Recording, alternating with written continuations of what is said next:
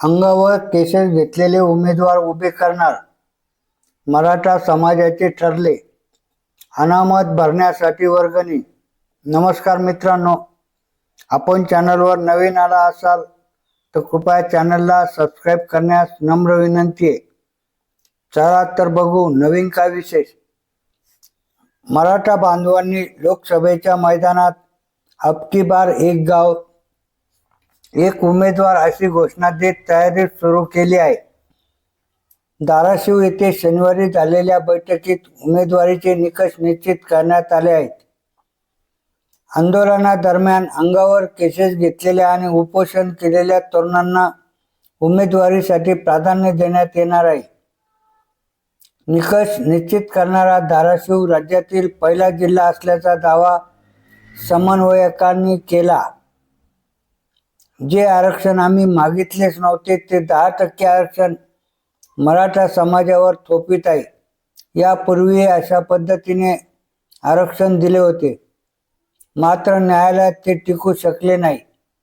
याही आरक्षणाला न्यायालयात आव्हान दिले आहे, त्यामुळे हे आरक्षण आम्हाला मान्य नसल्याचे सांगत मनोज जरांगे पाटील यांनी पुन्हा संघर्ष सुरू केला आहे। गावोगावी जाऊन बैठका, संवाद, सभा घेऊन समाजाशी चर्चा करीत आहेत।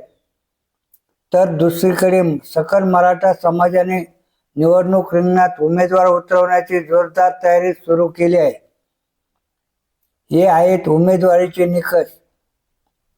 मराठा आंदोलनादरम्यान अंगावर केसेस घेतलेल्या जरांगे पाटील यांच्या समर्थनार्थ उपोषण केलेल्या तरुणांना प्राधान्य। मोठ्या गावातून किमान 2 तर लहान गावातून किमान 1 उमेदवार देण्याची रणनीती। आज घडीला 450 पेक्षा अधिक उमेदवारांची निवडणूक लढवण्याची तयारी। सोलापूर, माढा आणि धाराशिवमध्ये 1000 उमेदवार देणार।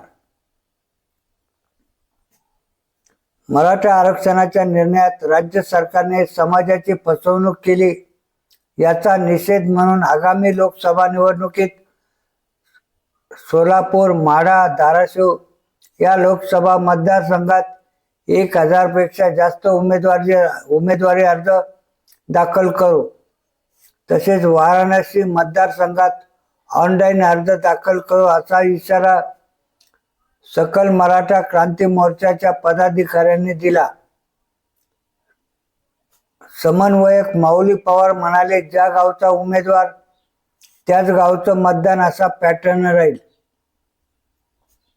हा पॅटर्न देशभर जाईल।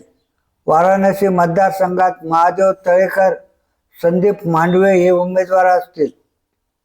सकाळी सायंकाळी होत आहेत बैठका।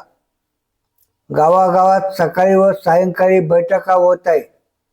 बैठकांमध्ये लोकसभा निवडणुकीसाठी देण्यात येणाऱ्या उमेदवारांची अनामत रक्कम भरण्यासाठी वर्गणी गोळा करणे, उमेदवारी अर्ज भरताना लागणारी कागदपत्रे आदी मुद्द्यांवर चर्चा होत आहे।